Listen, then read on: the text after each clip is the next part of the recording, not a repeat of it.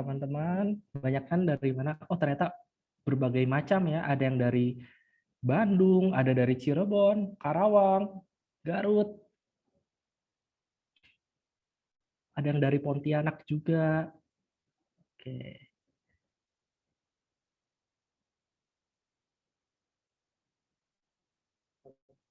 Kebanyakan dari Bandung ya, Nia?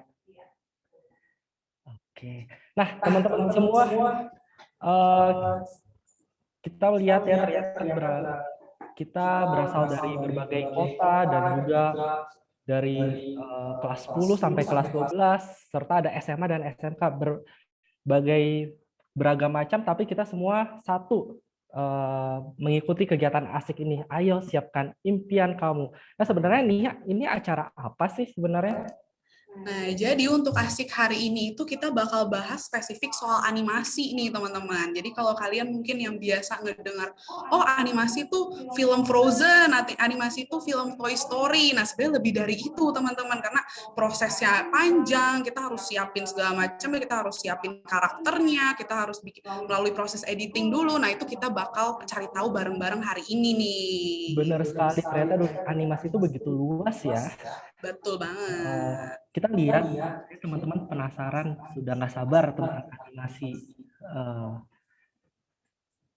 Nah, tanpa berlama-lama lagi nih, daripada kita bingung, ayo kita temukan jawabannya. Karena hari ini sudah ada dua narasumber yang akan menemani sharing kita, yang akan menceritakan tentang dunia animasi ini ya. Betul. Nah, langsung aja kali ya, Van, ya, kita kenalin narasumber kita nih. Untuk narasumber yang pertama kita punya Mas Irfan, SP, STMDS. Beliau merupakan Deputi Media Relation dari AINAKI. AINAKI itu Asosiasi Industri Animasi Indonesia. Nah, beliau juga merupakan CEO Nusa Edu dan co-founder dari CCA. Nah, selanjutnya kita punya siapa lagi nih, Van? Oke, narasumber yang kedua ini adalah namanya Mas Cahya. Mas Cahya ini sudah sekitar 15 tahun berkarir di dunia animasi ini. Dan saat ini beliau adalah dekan dari Fakultas Seni dan Desain Universitas Multimedia Nusantara. Gitu. Nah, teman-teman semua, kita langsung saja sebentar lagi akan memulai ngobrol bareng ini, sharing-sharing bersama tentang animasi. Tapi sebelumnya, kita mau infokan bahwa kita ada ini ya, ada door prize ya, Nia. Bener banget. Jadi nih buat kalian yang udah tergabung di Zoom hari ini, kalian kan bakal dengerin materi nih, teman-teman. Nah, nanti kalau misalnya kalian mau bertanya, kalian boleh banget bertanya langsung di kolom chat, teman-teman. Jadi nggak perlu tunggu sesi Q&A berlangsung, kalian bisa langsung chat nih pertanyaan kalian. Nah, nanti di ending session, teman-teman, untuk 5 pertanyaan terbaik itu bakal dapat hadiah nih. Hadiahnya apa sih, Van? Hadiahnya itu adalah voucher OVO sebesar 100.000 untuk 5 orang pemenang terbaik. Gitu, Jan. Ya, jadi buat kalian yang ngedengerin hari ini nih, materi hari ini, pastiin kalian dengerin baik-baik dan tanyain apapun yang buat kalian penasaran nih. Jadi jangan sampai ketika webinar ini selesai kalian masih bingung nih soal animasi. Benar. Kayak gitu. Oke, Nia, karena saya juga udah gak sabar untuk langsung mendengarkan sharing ini, maka kita langsung saja panggil Mas Irfan dan Pak Cahya. Halo, selamat sore semua. Halo, sore semuanya. Apa kabar? Sehat-sehat selalu ya. Sore.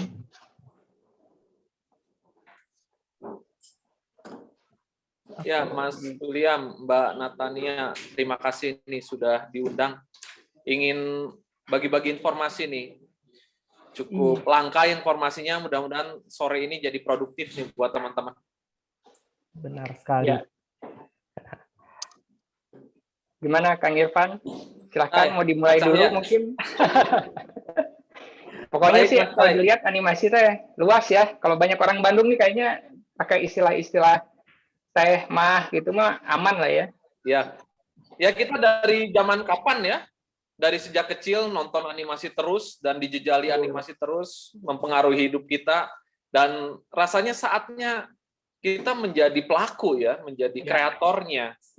Menurut saya itu semua sangat memungkinkan dan sudah ramai hari ini. Iya. Daripada nonton terus gitu ya, ikutan juga bikin gitu. Siapa tahu ada ide-ide baru yang juga jadinya lebih memperkaya animasi yang ada gitu ya. Ya, ya. Jadi memang tugas saya di asosiasi, sekarang saya bawa bendera asosiasi Ainaki, tempat berkumpul para pelaku studio dan profesional ya di bidang animasi, ingin mensosialisasikan, memberikan informasi. Biasanya saya suka pindah-pindah tempat tuh ke kota-kota untuk sharing informasi yang beredar, dan ini penting buat teman-teman terutama yang kalangan SMA, SMK yang sedang mencari-cari nih karir apa nih yang di depan, yang bright ya, yang promising, yang potensial. Dengan senang hati saya ingin bantu jawab gitu loh. Mungkin Mas William, kita mulai aja gitu presentasi saya gitu, atau gimana? Oke, Mas Irfan, langsung saja karena teman-teman semua pasti sudah nggak sabar untuk mengikuti. Baik. Baik, Mas Cai, saya duluan ya. Monggo, silahkan Kang Irfan. Baik, hari ini saya ingin membeberkan ya informasi-informasi penting buat teman-teman. Ini mungkin nanti akan menjadi pertimbangan ya, yang pasti menambah wawasan ya. Yang pasti ini nggak banyak sih tershare sebenarnya tentang animasi ini. Kalau tontonannya sih teman-teman sih udah pada ahli ya nonton. Kadang saya udah nggak kekejar ya, animasi sekarang judulnya banyak banget ya. Tapi teman-teman tuh wah, bisa ngejar, itu hebat ya. Nah, saya pikir kita menggelorakan semangat untuk menjadi kreator ya. Dan secara industri, secara karir ini bright. Kita udah buktikan ya. Kebetulan saya sejak 2009 ngurus asosiasi, ngurus komunitas di Cimahi, ya, di mana di sana tempat belajarnya animasi. Di tahun 2009 itu susah banget belajar animasi, nggak banyak tempat ya, nggak banyak kesempatan juga. Jadi saya pengen ketika ada orang yang punya passion atau punya keinginan, minat di bidang kreatif, saya coba arahkan ke animasi. Terutama orang-orang yang senang seni ya, gambar. Selalu saya bilang kalau kamu ingin dibayar mahal ya cobalah bidang ini. Dan memang sudah dibuktikan setelah 11 tahun berlalu ya. Sekarang anak-anak yang udah belajar itu udah punya karir yang bagus, sangat layak ya. Gaji saya S2 itu kalah sama mereka tuh. Padahal mereka itu lulusannya mungkin ya nggak ini ya S1, D4, ada yang SMK juga gitu. Nah, inilah ada karakter unik dari bidang animasi ini ya. Open ya, buat siapapun ya, selalu open ya. Oke. Ainaki ini asosiasi ya. Ini sedikit profil. Asosiasi kalau sepak bola kan ada FIFA ya, ada PSSI, kalau animasi ini ada Ainaki. Jadi teman-teman juga bisa bergabung ya. Kebetulan saya sempat juga sekolah bentar ya di Jepang ya, sekolah animasi, jadi gregetan gitu. Wah, ini harusnya Indonesia juga ya memanfaatkan potensi animasi ini ya. Bisa ya merubah hidup banyak orang ya, bisa menginspirasi. Tentu saja ya bisa merealisasikan mimpi-mimpi kita waktu kecil. Kebetulan saya memang waktu produksi lama di produksi Keluarga Somad, mungkin pernah nonton Keluarga Somad ya. Setelah itu buka studio sendiri di Cimahi ya, dan tergabung di asosiasi-asosiasi dan organisasi, dan ngajar juga. Terima kasih ini kepada UMN ya, Universitas Multimedia Nusantara, dan Politekniknya Multimedia Nusantara ya untuk menghadirkan acara yang keren ini ya. Dan ya, mungkin di UMN dan Politeknik ada ya, ada jurusan animasi ya. Dan kalau UMN tuh udah prestasinya udah jangan ditanya lah, prestasinya bagus ya di animasi ya. Silahkan cek YouTube-nya dan lain-lainnya. Ya, ini pekerjaan-pekerjaan saya di studio. Saya pikir waktu belajar animasi itu bakal langsung mengerjakan film animasi. Ya, ternyata animasi itu tidak melulu film animasi. Ya, banyak sekali yang akhirnya saya kerjakan ya, yang nggak pernah kepikiran. Misalnya maskot ya, membuat visualisasi maskot, membuat visualisasi untuk sains, ya, membuat sosialisasi, video sosialisasi, ya, membuat edukasi, konten edukasi, dan membuat game. Jadi banyak sekali sebenarnya pelarian dari ilmu animasi ini, ya. Ini IP-IP yang sedang dikembangkan, ya. Nah, menariknya bagi teman-teman yang senang animasi, ya ada banyak acara, ya. Jadi jangan nunggu jago, ya, kalau ada acara lomba animasi itu ikut. Kebetulan saya iseng-iseng sama tim saya di studio, selalu ada tiap tahun tuh lomba animasi. Ini baru konsep tuh. Konsep, alhamdulillah dari 100-an lebih gitu, kita kepilih 7 studio, kita berangkat ke Korea gitu loh. Dengan modal bisa animasi, ya kita bisa keliling dunia. Bukan cuman ketemu pelaku animasi hebat ya di sana, tapi juga kita kesempatan untuk mempresentasikan karya kita, berkenalan, dan tentu saja main, ya. Itu yang penting, ya, mainnya lumayan, ya. Oke, ini juga banyak teman-teman yang kita bina bisa juara sana sini, yang nantinya ini bakal kepake. Banyak ya acara, ya. Nah, 2004 ya, Ainaki itu udah mulai dari 2004 kita ingin jadi kekuatan animasi di Southeast Asia, ya, Asia Pasifik, dan mudah-mudahan ke depannya memang akan menjadi pemain seperti Korea dan lain-lain, ya. Ternyata yang punya studio di Indonesia banyak, ya. Kita nggak pernah tahu, ya, kalau nggak ada acara seperti ini. Banyak, ya, banyak banget, ya. Ini struktur organisasinya, ya. Ya, yang jadi anggota Ainaki bisa siapapun, bisa cek. Dan udah mulai banyak, ya, ini studio-studio, kampus juga, ya, termasuk UMN, ya. Ada pemerintah juga kita bekerja sama, ya. Nah, ini sebenarnya perannya, ya, ada penelitian, penciptaan, pengemasan, pendanaan, pemasaran, dan perlindungan. Jadi animasi di Indonesia ini punya induk gitu loh, punya induk. Jadi jangan khawatir, nggak akan bermain sendiri gitu loh.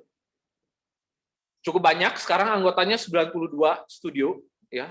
Ada 2.000 pekerja di bidang animasi, ya. Tentu saja dengan bidang lain, animasi ini tergolong baru, ya, jangan khawatir, ya. Tergolong baru, jadi kalau bidang yang lain itu masuk kerjanya sikut-sikut, ya, karena padat, ya. Persaingannya sangat ketat. Kalau di animasi, ya, insya Allah, ya, kalau dia masih terbuka lebar. Makanya saya selalu mengarahkan teman-teman yang dari berbagai daerah, ya, yang belajar ke Cimahi waktu itu, dari Sabang sampai Merauke, itu saya kasih tahu, kalau kamu nggak mau babak belur cari kerja di bidang yang lain, ini animasi loh, masih kosong gitu loh. Nggak, ya, istilahnya tinggal pelajari kompetensinya, ya, bisa di kampus, bisa di sekolah, ya. Silahkan, sekarang banyak pilihannya, nggak seperti dulu. Ya, zaman dulu orang ingin belajar animasi harus keluar negeri, kuliah di sana. Sekarang ada, ya, Poltek, ya, Poltek Multimedia Nusantara di UMN, ya. Coba. Oke, ini saya perlihatkan, ya, karya-karya animasi, ya, buatan Indonesia, studio-studio Indonesia, biar dapat gambarannya. Mudah-mudahan kedengar, ya. Boleh, saya Chandra Endro Putro, Ya. saya Dewan Pengawas di Ainaki. Kok saya tuh masuk Ainaki dari Ainaki pertama kali dibentuk tahun 2004 kalau nggak salah. Ya, dengan alasan yang sama bahwa kita sepertinya perlu wadah untuk menyatukan pikiran, untuk saling share pengetahuan, pengalaman dan sebagainya, yang ujung-ujungnya selain untuk keperluan masing-masing juga untuk keperluan secara umum di industri animasi Indonesia. Kita harus punya wadah untuk bisa, ya gini, kalau pepatah bersatu bercerai kita runtuh, bersatu kita padu, seperti begitu. Nah, tinggal kepaduannya ini sebenarnya bentuknya bagaimana gitu. Nah, sekarang ini kan rencana-rencana Ainaki itu dengan mengumpulkan teman-teman itu agar Ainaki, teman-teman itu bisa diarahkan untuk mengupgrade baik skill, market, dan lain-lain. Jadi Ainaki akan mencoba secara market misalnya akan mencoba membangun hubungan ke agen-agen, ke pembeli-pembeli atau stasiun TV dan membangun semacam platform standar-standar kualitas, mungkin juga akhirnya standar harga dan sebagainya. Lalu juga membangun platform standar kan berarti mengangkat teman-teman yang baru, yang gitu, supaya tahu sebenarnya standar animasi itu seperti apa, bukan hanya kualitas produknya ya, tapi bagaimana mengelola studio, mengelola bisnis dan sebagainya. Aku rasa itu cukup bermanfaat buat anggota-anggota baik yang studio besar dan kecil. Nah, ngomong-ngomong studio besar dan kecil, ini juga di Ainaki jadi bisa mempertemukan antara studio yang besar dengan studio yang kecil. Karena masing-masing itu kan punya keunggulan sendiri-sendiri. Nah, kalau kita bersinergi, rasanya sangat bermanfaat untuk mendukung dan meningkatkan industri animasi Indonesia. Kira-kira gitu sih garis besarnya. Kalau pesan-pesan ini pertanyaan yang sering diajukan, tapi saya sering berubah-ubah jawabnya. Aku pikir sih kalau aku lebih banyak ke passion. Jadi artinya gini, teman-teman baik yang sudah lama apalagi yang baru, peliharalah mimpi-mimpi, imajinasimu untuk bisa menghasilkan sesuatu yang luar biasa, yang out the box, agar bisa menghadirkan konten atau animasi Indonesia ke dunia internasional.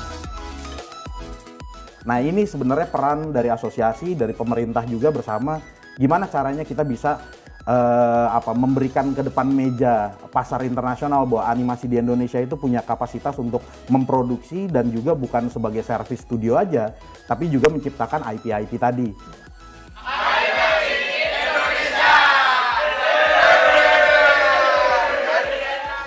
Yuk kita bangun animasi Indonesia bersama-sama.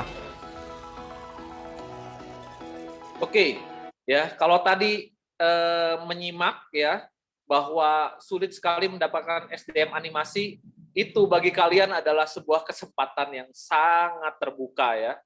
Itu artinya butuh orang banyak ya. Seperti itu. Mudah-mudahan ini dimanfaatkan ya. Karya-karyanya saya pikir kita semua setuju ya, nggak kalah ya dengan negara-negara lain, pasti sepakat ya. Dan lagi kita istilahnya sedang menunggu momentum untuk booming ya, momentum untuk golden age ya, seperti itu. Karena segala sesuatu sudah settle ya, studio udah banyak, orang udah mulai banyak juga, tempat pendidikan juga udah mulai ada ya, seperti itu, dan dukungan-dukungan dari pemerintah ya, semacam itu, dan tinggal kita mengambil kesempatan ya. Ya, karya-karyanya bisa dilihat ya sendiri, nanti juga ada yang ditampilkan oleh Mas Cai, nanti bakal lebih seru lagi. Nah, ini berita yang menarik ya.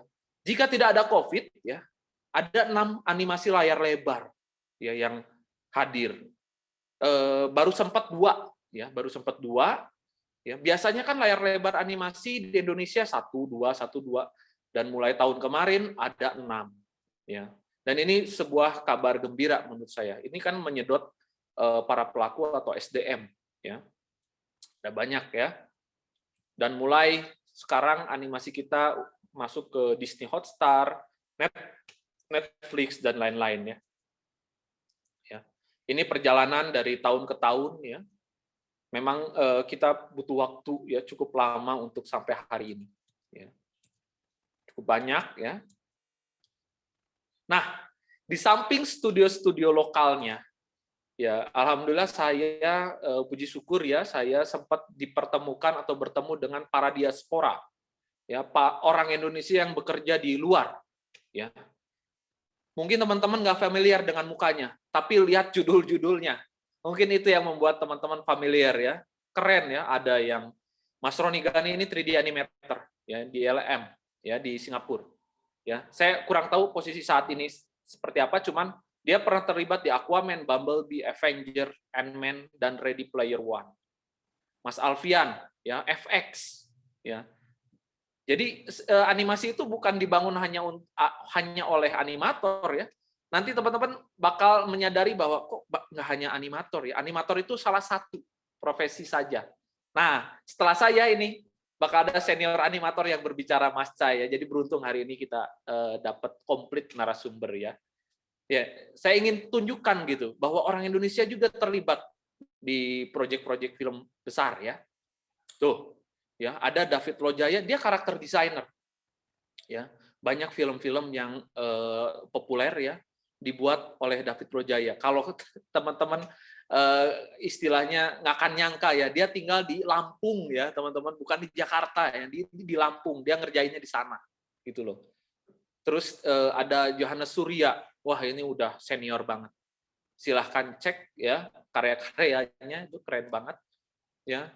Nah ini ada mantan bosnya Mas Cai, dia CEO produser ya yang punya studio besar se-Asia Tenggara, studio animasi di Batam ya, di mana Batam dekat dengan Singapura ya, udah ya asik ya kayaknya kerja di sana ya, banyak penghilang stresnya dekat ya. Jadi teman-teman itu jangan khawatir, di berbagai tempat di Indonesia ada studio ya.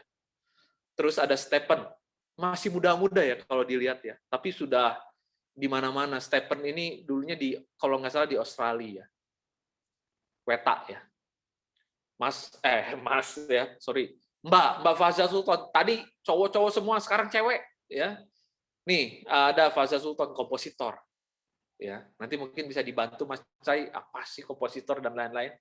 Lihat proyeknya, Wonder Woman dong, Ghost in the Shell the movie, Revenant, yang membuat Leonardo DiCaprio dapat Oscar ya. Ada Mbak Ellen C. Wah, keren-keren bangetnya ini cewek nih. Ya. Ada Mbak Livia, ilustrator, ya, gambar digital ya.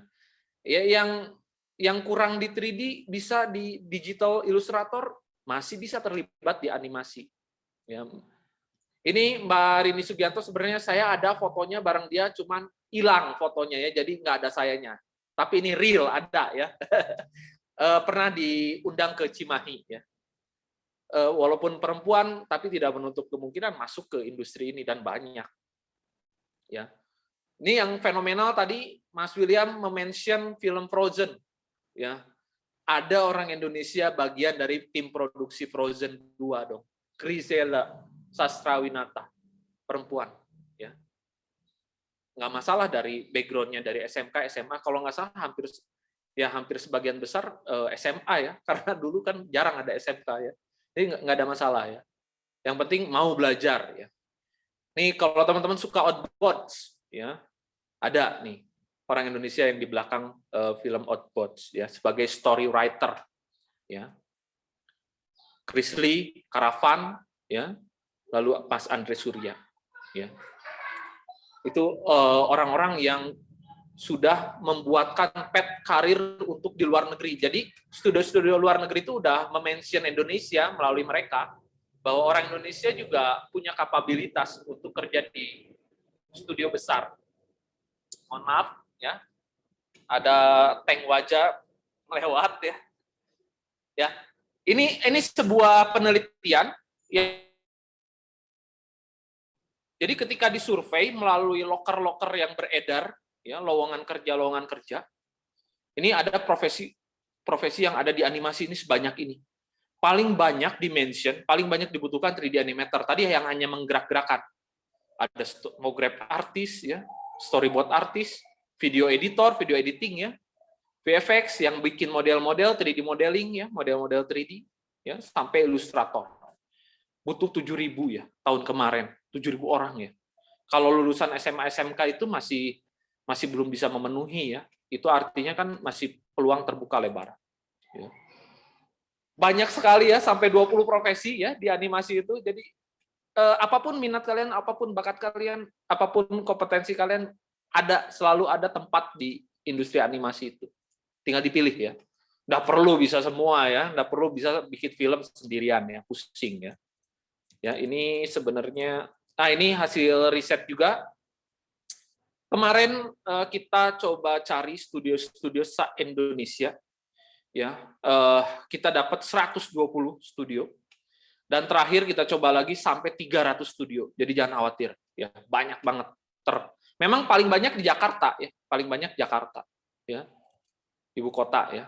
Terus kebanyakan mediumnya atau tekniknya apa nih yang banyak studio pakai secara data 3D, ya. Setelah 3D, 2D, dan motion graphic, VFX, dan lain-lain. Ya. Seperti itu. Nanti Mas Cai lebih menjelaskan lagi apa sih itu. Gitu. Ini menarik nih, usia pemilik studio ya. Yang paling banyak justru di usia 31, 35 itu lagi matang-matangnya ya. Masih pemuda itu ranahnya ya. Masih muda lah gitu. Ya. Masih muda. Jadi ini memang industrinya anak-anak muda ya. Ya, ini baru yang saya sebutin baru 20-25%. Karena ya Indonesia terlalu luas ya. Itu artinya masih banyak di luar sana ya. Masih banyak banget studio-studio yang belum terdata. Dan bahkan ketika teman-teman setelah lulus kuliah pun pilihannya bisa dua. Bisa kerja, mau di dalam, mau di luar, atau bisa bikin studio. Sangat memungkinkan ya. Sangat memungkinkan. Ya ini, kalau bikin usaha ada dua nih, berbasis service, maksudnya pesanan, atau bikin karakter sendiri. Kalian punya imajinasi, kalian punya dunia sendiri, cerita sendiri, bisa diwujudkan. Sangat bisa diwujudkan.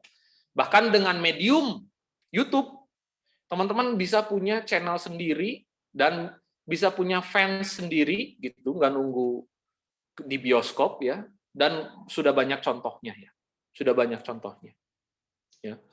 Inilah kenapa animasi ini menarik ya, karena dia melibatkan banyak bidang. Ya. Ketika teman-teman secara ya di permukaan nonton film-film misalnya dari Jepang, ya, penghasilan dari filmnya nggak terlalu banyak. Yang banyak itu dia jual mainannya, jual aksesorisnya, jual izinnya. Jadi banyak sekali sebenarnya informasi yang belum kegali ya, potensi-potensi dari animasi itu. Jadi bukan sekedar dari tontonan saja, ya, dari televisi saja, dari bioskop saja. Banyak sekali ya, bisa terlibat di berbagai sektor. Ya, ini mungkin nanti bisa dibantu sama Mas Cai mungkin ya. Ini tahapan produksinya cukup panjang, jadi jangan dipikir bikin animasi cepat ya, instan. Tidak, ada prosesnya. Ya. Mungkin teman-teman ada di salah satu divisi. Ya. 2D dan 3D sama di tahap awalnya, di tengah-tengahnya yang berbeda. Seperti itu. Di akhirnya sama lagi. Ya. Nah, ini salah satu alur ya, cukup panjang ya, 2D ya, ke bawah. Jadi inilah kenapa animasi butuh banyak orang gitu. Ya, itulah kenapa animasi itu butuh banyak orang. Saya nggak bilang belajar animasi mudah ya. Kalau mudah besok-besok ketemu orang jago bikin animasi ya. Saya bilang animasi ini bisa sangat dipelajari oleh siapapun, ya, oleh siapapun. Ya, ya kalau ini yang bersifat jasa ya, maksudnya saya punya karakter sendiri. Saya akan bekerja sama dengan orang yang bisa membuat mainan. Saya akan bekerja sama dengan orang yang bisa bikin komik. Saya akan kerjasama dengan orang yang bisa bikin misalnya apa aksesoris ya. Jadi nggak dikerjain sendiri. Bagi-bagi untung sedikit-sedikit lah, tapi banyak gitu ya. Mas William, kita berapa menit lagi saya nih? Ya. Oke, masih ada bisa 2 menit. 2 menit, Oke. ya. Ya, hari ini teman-teman punya karakter sendiri, bisa direalisasikan, bahkan bisa dimonetize, maksudnya menghasilkan uang ya di saat teman-teman masih sekolah atau masih kuliah dengan mengurus konten media sosial ya, upload aja, upload ya. Seperti itu, sangat mungkin hari ini di zaman sosmed ya. Ya. Bisa mulai produksi kerjasama, membuat kaos dan lain-lain. Ya. Nah, dari sini ya uangnya, penghasilannya. Kita mungkin masih ingat ya Doraemon. Mungkin orang tua kalian nonton Doraemon, bapak, nenek, kakek mungkin masih nonton Doraemon. Dimulai dari light novel sampai komik tahun 69, udah lama banget ya. Seriesnya ada tahun 79 ya sampai 2005. Ya, ada apa lagi nih? Kehalang. Ada feature film, 2D feature film, ya, film bioskop 2D. Ada video gamesnya. 3D-nya dibuat setelah 30 tahun, ya. ceritanya sama, itu juga ya, cuman beda medium dan VR-nya dan akhirnya museumnya ya. Jadi inilah ya perjalanan animasi di taraf ideal ya. Jadi nggak bisa satu-satu, nggak bisa hanya komik. Jadi nggak bisa dibeda-bedain medium itu. Saya suka komik, saya suka animasi. Dalam industrinya semuanya saling mendukung ya. Seperti itu ya. Ini Doraemon bisa sangat panjang ya perjalanannya. Ya, ini juga bisa memberikan teman-teman inspirasi. Oh, ternyata nggak hanya buat komik ya. Nanti bisa kerjasama dengan yang jago animasi atau yang jago animasi kerjasama sama yang bikin komik. Ya, karena fungsi media-media ini seperti ini. Animasi membangun exciting ya, awareness, ya, promosi. Ya, animasi itu sebenarnya alat promosi. Komik itu membangun understanding karena attachment itu terbangun karena beli ya kalau komik. Nah, game itu dibuat ya untuk membangun experience atau keterlibatan. Nah, ini nih yang nguras duit banget nih, yang membuat dompet tipis nih. Toys dan hobi ya. Membangun komitmen karena cukup mahal ya, tapi menciptakan habit. Dan program festival-festival ya, cosplayer ya, membangun ekosistem.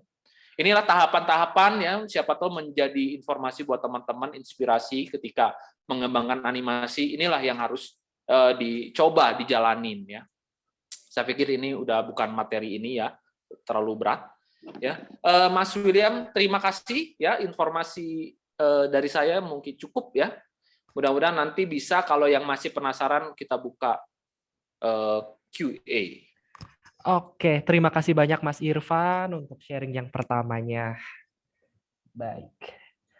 Oke, teman-teman semua, kita sudah mendengarkan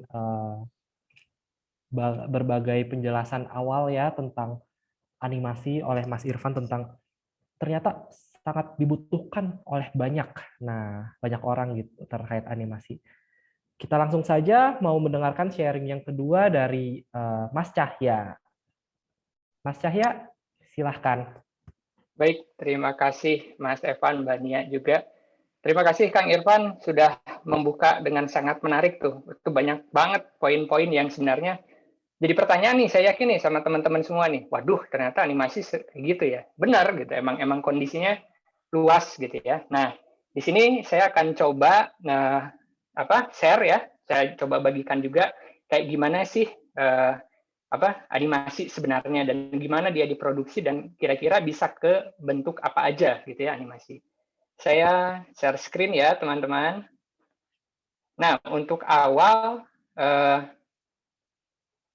saya akan share sebuah video dulu. Kelihatan ya? Sudah masih. Oke, kita tonton sama-sama dulu ya. Ini adalah video dari UMN Pictures. Jadi ini adalah studio internal di kampus UMN sebenarnya yang kebetulan saya sama beberapa pimpinan siapkan dari 3 tahun yang lalu ya. Ini portfolio dari UMN Pictures. Kita lihat sama-sama ya, teman-teman.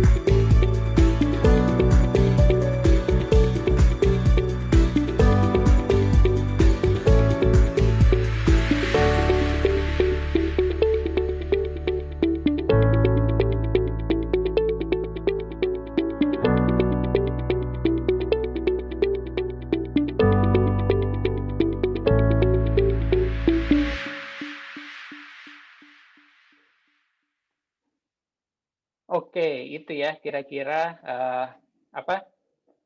sedikit showreel dari WMN Pictures. Sorry, di mikrofon saya agak nggak terdengar. Teman-teman bisa dengar nggak ya? Suara saya ada muncul nggak? Jelas, Bisa, Mas Pak. Toy? Terdengar dengan jelas. Ada. Oke, sip kalau gitu. Oke, baik, saya lanjutkan ya. Oke, itu beberapa karya ya, teman-teman. Jadi kita bisa lihat bahwa animasi itu ternyata luas, jadi ada game dan sebagainya. Nah, itu yang akan saya coba sampaikan, saya kenalkan di sesi kali ini ya. Nah, sebelum mulai mungkin kita kenalan dulu ya. Siapa sih ini yang ngomong di depan gitu ya. Nah, nama saya kenapa tidak muncul? Bentar ya.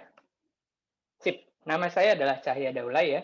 Sebelumnya saya berangkat dari komik gitu ya, bikin komik dulu, kemudian saya kerja di game developer ya. Waktu itu bikin game Dino Duel Masters. Jadi kalau kalian sempat ke time zone terus mungkin main Dino Duel Masters ya, itu tim saya yang bikin ya waktu itu sekitar tahun 2004 sampai dengan 2007.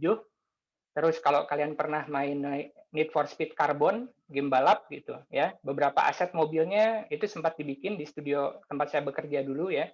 Dan waktu itu kerjanya bareng sama Mbak Ellen. Tadi Kang Irfan udah sempat bilang Ellen C ya yang terlibat di Lucas di Singapura ya, bikin Star Wars Clone Wars.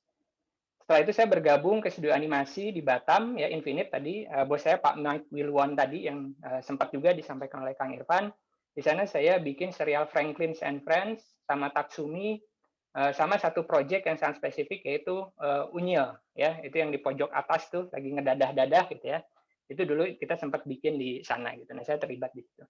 Nah, kalau dilihat di sini sebenarnya saat ini saya kerja di Universitas Multimedia Nusantara, ngajar di animasi gitu ya, selain menjadi dekan. Nah, dalam prosesnya bisa dilihat ya, dari komik, bikin game, bikin modeling 3D, bikin animasi gitu ya. Ada proses yang terlihat sekali di sini gitu. Dan ini yang ingin saya gambarkan. Jadi kalau kalian memang punya kemampuan itu, punya ide-ide kreatif, kemampuan skill gambar yang baik, itu sangat membantu kalian untuk bisa mencapai atau mengejar karir impian kalian untuk melakukan apa yang kalian sukai. Kalian suka main game, ya bukan cuma jadi pemainnya aja, tapi bikin juga gitu. Kalian suka nonton animasi, nggak cuma nonton doang, tapi bikin juga gitu ya. Jadi hal-hal kreatif yang akhirnya kalian bisa kembangkan dan kalian memperoleh manfaat dari situ. Kalian dapat sesuatu dari situ ya. Nah, jadi topik hari ini kita akan lihat dulu nih. Apa sih animasi? Nah, kita kenalan juga tadi udah kenalan sama saya, kita kenalan sekarang sama si animasinya sendiri. Nah, kalau dilihat secara historis ya, secara sejarah gitu ya, sebenarnya animasi ini berangkat dari film juga gitu. Tapi animasi dan film sebenarnya kadang suka dibedain ya. Misalnya, oh film sama animasi itu beda. Padahal sama ya teman-teman. Kenapa? Karena sebenarnya film dan animasi itu medium ya, sebuah tempat wadah gitu, cara gitu menyampaikan sesuatu. Caranya film sama animasi adalah bagaimana menyampaikan informasi atau ide dengan gambar bergerak. Gambar bergerak ya. Jadi film dan animasi itu pada dasarnya sama, cuma beda mediumnya. Kalau film kalian pegang kamera, rekam atau potret, selesai. Di animasi banyak. Ya, kalian bisa gambar, kalian bisa bikin model 3 dimensi, kalian juga bisa pakai kamera. Bikin stop motion misalnya, di bawah nih ada kelinci-kelinci warna-warni itu ya, itu stop motion gitu. Jadi bikin model-model clay, lilin ya, clay gitu, terus disusun satu-satu, ada gerakan kayak loncat gitu ya, terus dipoto satu-satu, jadi seakan-akan si kelincinya benar-benar loncat gitu ya. Nah, seperti itu ya animasi itu. Jadi berangkatnya memang dari film, gambar bergerak, tapi pada dasarnya itu hanya sebuah medium. Begitu kalian punya kemampuan gambar, kemampuan kreatif, kemampuan mewujudkan ide kalian jadi sebuah visual, itu udah pasti bisa kalian aplikasikan pada animasi ya. Nah, kalau di Indonesia dulu ada namanya Badan Ekonomi Kreatif ya, Bekraf gitu ya. Nah, di Bekraf itu kan ada 14 atau 16 subsektor. Tadi juga Kang Irfan sempat tuh menyampaikan ada beberapa subsektor gitu. Nah, animasi bisa di mana sih gitu? Ternyata animasi bisa di semuanya. Nah, percaya lihat di sini ya. Ada iklan tuh misalnya ya, di atas nih. Ini iklan Topet, ya, ini lihat ada logonya Topet gitu ya. Ini iklan Tokopedia. Di arsitektural, kalau kalian bicaranya adalah 3D visualization, mau bikin gedung atau rumah, tapi belum kebayang, belum dibikin gitu. Kita harus lihat dulu gedung atau rumah ini bagus nggak sih gitu. Jadi bikinlah 3D visualisasinya pakai aplikasi atau software 3D gitu ya. Sehingga kita bisa Orang bisa lihat dulu, oh nanti kalau gedungnya dibangun kayak gini nih, gitu ya. Bikin toys, mainan, pakai 3D printing sekarang ya. Kalau dulu mungkin diukir satu-satu gitu dan sebagainya, sekarang ada teknologi, ada mesin 3D printing ya. Bikin video klip musik, bikin game, bikin video mapping yang diproyeksikan ke layar gedung gitu ya. Di fashion juga sama nih, bikin aksesoris untuk fashion gitu. Bikin augmented reality, jadi seakan-akan pada saat pakai HP gitu ya, kalian bisa berfoto sama objek 3 dimensi gitu ya. Ini ada kakak kelas kalian yang berfoto dengan Bona gitu ya. Kalau kalian tahu Bona di majalah Bobo dulu ya. Nah, itu augmented reality. Kalau di foto pakai HP baru kelihatan gitu ya. Atau juga ke bumper berita gitu ya, kayak gini ya.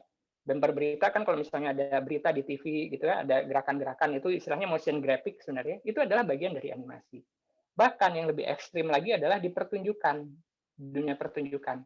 Kalau bicaranya teater, ya lampu aja bisa dianimasiin, lampu ya teman-teman, lampu aja bisa digerakin.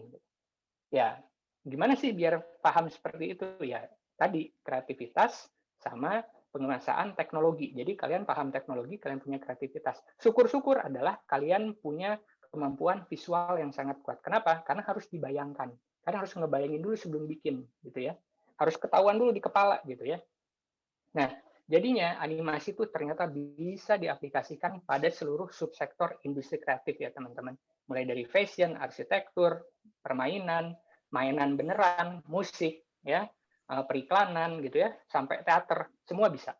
Ya, semua bisa. Sampai film beneran ya. Kalau tadi bicara animasi doang sebagai film, tapi film yang misalkan nonton Wiro Sableng gitu ya.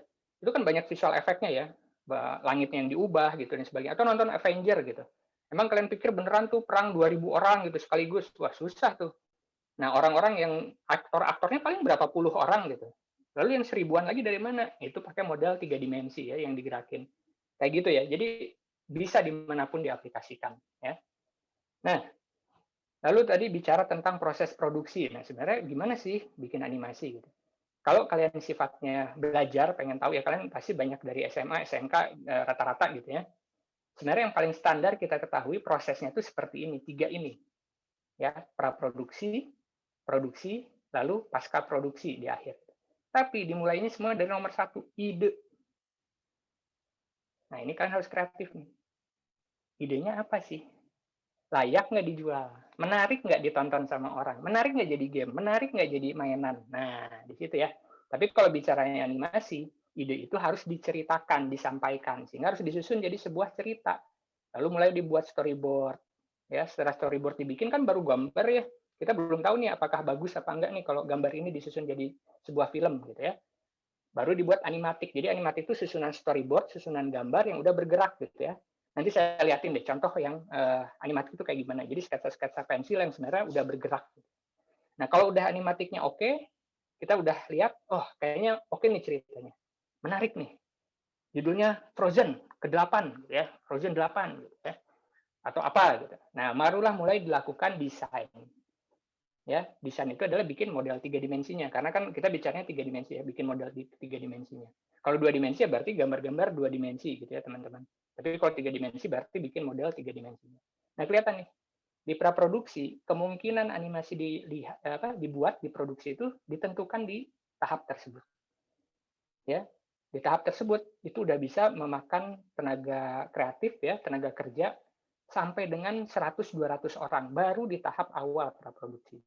Karena apa? Tadi memastikan desainnya itu layak untuk dibikin jadi produk, entah jadi film atau jadi game atau jadi apapun. Ya, jangan dulu diproduksi kalau belum yakin nih bahwa ini bisa diproduksi gitu. Karena kenapa? Begitu masuk tahap kedua nih, produksi nih di sini. Nah, di sini nih bisa menyerap sampai 2.000 orang, teman-teman. Di sini bisa nyerap sampai 2.000 orang. Mulai dari bikin layout, proses riset dan development, bikin model, bikin tekstur, dan sebagainya. Memang gambar yang saya tampilkan ini adalah untuk animasi 3 dimensi. Jadi bicara Pixar gitu ya, Toy Story, terus Frozen gitu ya. Itu kurang lebih alur produksinya itu seperti ini gitu. Karena kalau 2 dimensi bedanya cuma di bagian sini, nggak ada modeling tapi langsung bikin gambar, digambar satu-satu. Nanti saya akan ceritakan juga bedanya animasi 2 dimensi, 3 dimensi dan stop motion ya. Nanti pasti diceritakan. Nah, baru setelah produksi ini selesai, apa sih yang harus dilakukan? Nah, udah dong, udah jadi dong, udah ada bahan-bahan filmnya dong, ya. Kan udah diproduksi. Baru masuk ke pasca produksi, post production. Nah, di sini ada proses istilahnya compositing. Compositing itu semua gambar digabung. Ada gambar animasinya, ada background-nya, ada visual effect atau ledakan, api, dan sebagainya digabung. Sehingga pas ditonton, kita nggak tahu kalau sebenarnya itu gambar yang berbeda. Kan kita nonton doang, bener ya? Pas kita nonton percaya aja, oh iya kebakar, oh iya meledak, oh dia lagi lari, oh iya mobilnya tabrakan gitu. Aslinya itu bisa jadi mobil yang berbeda gitu ya, dibuat seakan-akan bertabrakan gitu. Pas tabrakan ditambahin efek api jeder gitu ya, meledak gitu. Nah, itulah compositing ya. Proses post production yang di bawah sama persis dengan proses yang dilakukan di film maupun di TV. Jadi kalau kalian pikir belajar animasi nanti apakah hanya bikin animasi? Enggak juga. Tahap praproduksi kalian bisa berada di game, di komik, di mainan, wah banyak. Praproduksi itu kan bicara kreatif ya, ide kreatif diwujudkan. Pada saat produksi, sama, kalian bisa lakukan itu untuk apa? Untuk iklan, untuk film, dan sebagainya tadi. Begitu post production bisa untuk apa? Bisa buat film, buat televisi, atau iklan juga sama, butuh compositing tadi. Ya. Bahkan menambahkan visual effect, gitu, VFX. Gitu ya. Terus ada yang istilahnya color correction. Color correction itu apa sih? Gitu? Mungkin istilah gitu ya, tapi kalau kalian nonton, terus kalian ngerasa, tunggu, tadi kayaknya gambarnya kurang merah, kenapa di sini tiba-tiba jadi merah? Nah, sebenarnya proses waktu di color correction itu kayak gitu, biar dari awal nonton sampai terakhir, mata tuh enak gitu. Sesuai dengan kebutuhan cerita ya, jadi nggak tiba-tiba loncat gitu, warnanya, aduh kok terang banget gitu. Color correction itu di sini. Baru jadi hasil final. Nah, hasil final inilah yang nanti akan didistribusikan. Bicara produksi, maka gambar ini yang saya tampilkan ya dari awal. Begitu kan punya ide kreatif, kalian berusaha bikin, diproduksi, lalu setelah dibikin kalian wujudkan jadi karya ya, jadi karya itu post production. Tapi kalau beneran produksinya gitu ya di animasi ya kayak gini. Prosesnya sendiri waktu bikin konsep itu ada proses riset. Misalnya gini, saya pengen bikin cerita tentang silat Padang gitu. Ya kalian nggak bisa cuma googling doang. Kalian harus pergi ke Padang, ketemu pesilat di sana, ngobrol, cari tahu, terus melihat gimana mereka bermain dan sebagainya. Itu riset. Sehingga bisa dikembangkan jadi cerita, jadi penokohan, jadi gerakan, ya macam-macam. Barulah masuk ke tadi ya, Pak, praproduksi, produksi, pasca produksi. Di akhir itu kan tadi filmnya udah jadi ya, karyanya udah jadi. Ya karya itu masa didiemin gitu aja, udah jadi, udah taruh di hard disk gitu. Ya taruh di kaset gitu ya. Ya enggak gitu, atau digital ya sekarang, jadi udah di cloud gitu ya, udah ada di internet, ya didistribusikan, dijual, boleh ke bioskop, boleh ke TV, atau kayak sekarang kalau kalian nonton Netflix, istilahnya OTT ya, istilahnya OTT Netflix itu, jadi kalian kayak langganan berbayar untuk nonton apapun yang kalian mau tonton, ya itu didistribusikan di situ. Jadi karya kalian dari mulai ide sampai akhirnya bisa dijual, disebarluaskan, prosesnya sepanjang itu. Dan kalian bisa lihat di bawah nih teman-teman. Ada kata-kata kecil ya, mungkin nggak terlalu jelas, tapi kira-kira itu adalah proses kerja yang dibutuhkan, spesialisasi yang dibutuhkan. Jadi kalau kalian kreatif, ya kalian bisa lihat tuh di situ, waduh kalau saya masuk ke animasi, saya mau di mana ya? Boleh pilih gitu. Tadi Kang Irfan sempat bilang, jangan bisa semuanya juga gitu. Pusing, benar, orang bikin film kayak gini. Tadi saya bilang kan, produksi aja 2.000 orang. Ya kalau kalian sendirian doang bikin ini, mungkin bisa aja sih, tapi mungkin dari kalian muda sekarang SMA gitu, pas kalian kakek-kakek baru beres tuh sendirian tuh filmnya gitu. Baru dinonton udah males, orang juga udah males. Aduh ini film jadul banget gitu ya. Karena udah kelamaan bikin. Itulah kenapa dalam proses animasi dibutuhkan teamwork. Dibutuhkan kerjasama tim. Kerjasama yang sangat baik dan kolaborasi yang sangat baik. Kenapa? Kalau nggak jadi-jadi filmnya. Semua aspek kerjaan ini harus gabung bareng-bareng gitu. Nggak bisa satu kepala doang nentuin semua gitu. Harus ada diskusi, dicoba, dilakukan, dibikin modelnya, jelek, direvisi, dibikin lagi, diuji coba lagi, terus sampai jadi. Ya. Disitulah teamwork terjadi. Jadi kalau kalian merasa, gue bisa gambar nih, gue bisa bikin model 3D, tapi begitu masuk ke industri animasi, kalian harus bisa berteman, harus bisa berkomunikasi, harus bisa bekerja sama, harus jujur, ya, harus mau menerima masukan, kritik gitu. Kenapa? Karena kalau tadi bicara di awal, Kang Irfan bilang kan ada ketemu Mbak Rini Surgianto gitu ya, terus Mas bengkel animasi tadi ya, Roni Gani gitu. Ya itu teman semua sih. Jadi kalau kita ngobrolin proyek, ya saya ketemu mereka lagi juga gitu. Mas Roni Gani aja, itu sebenarnya senior saya waktu saya di Batam dulu kerja gitu. Sebelum akhirnya dia pindah ke ILM ya. Industrial Light and Magic gitu ya. Project pertama dia sebenarnya waktu pindah itu apa? Kalau pernah nonton Pacific Rim ya, itu project pertama dia tuh yang paling gede tuh bikin robot Pacific Rim gitu. Nah itu prosesnya gitu ya. Terus kalau Mbak Rini mungkin jadi terkenal orang Indonesia yang bikin film gitu. Kalau nonton Tintin ya, Tintin yang 3 dimensi tahun berapa itu? Tahun 2000-an lah. Ada anjing Snowy yang putih gitu ya. Nah itu yang nganimasiin tuh Mbak Rini tuh, orang Indonesia di situ. Nah itu, jadi ada prosesnya gitu. Jadi kalau kita lihat ya orangnya itu juga. Makanya kalau tadi kan nggak jujur gitu ya, saya bilang kenapa penekanannya jujur ya. Karena kalian bisa aja kerja di rumah, tapi bos kalian di Amerika atau di Kanada. Bisa aja. Nah, kalau kalian nggak jujur gitu, nggak bisa komunikasi dengan baik, nggak dapat kerjaan, teman-teman. Kalian harus bisa bekerja sama antar negara, gitu ya. Jadi antar ini saling ngobrol, gitu ya. Oke, gini ya, produksi animasi itu kayak gini. Udah nggak usah dipikirin dulu sekarang. Kalian tahu, oke, kalau nanti saya masuk animasi, belajar animasi, mana nih yang bisa saya incar untuk jadi karir saya, ya. Nah, kalau buat saya, melihat tadi banyaknya proses yang terlibat dalam animasi, gitu ya, maka saya bisa katakan animasi adalah proses kreatif multidisiplin. Jadi banyak ilmuwan yang masuk di situ. Ada manajemen, ada komunikasi, ada IT, ya, teknik gitu ya. Yang terukur dan terencana karena ada manajemen tadi ya, berbasis teknologi bertujuan menghidupkan suatu objek visual menjadi kenyataan. Sehingga penonton, pemerhati, audiens gitu ya, merasa yakin bahwa hal tersebut nyata adanya. Jujur deh, kalian nonton animasi pernah nggak sadar bahwa sebenarnya itu bohongan gitu. Semua gambar itu sebenarnya diem gitu. Tapi kalian hanyut di filmnya gitu. Sampai nonton Ghibli itu sampai nangis gitu. Udah jelas-jelas yang kalian tonton tuh gambar tangan gitu, bukan orang yang bikin sedih gitu. Wajar lah kalau nonton film terus aktornya mukanya melas gitu ya. Terus wah sedih gitu.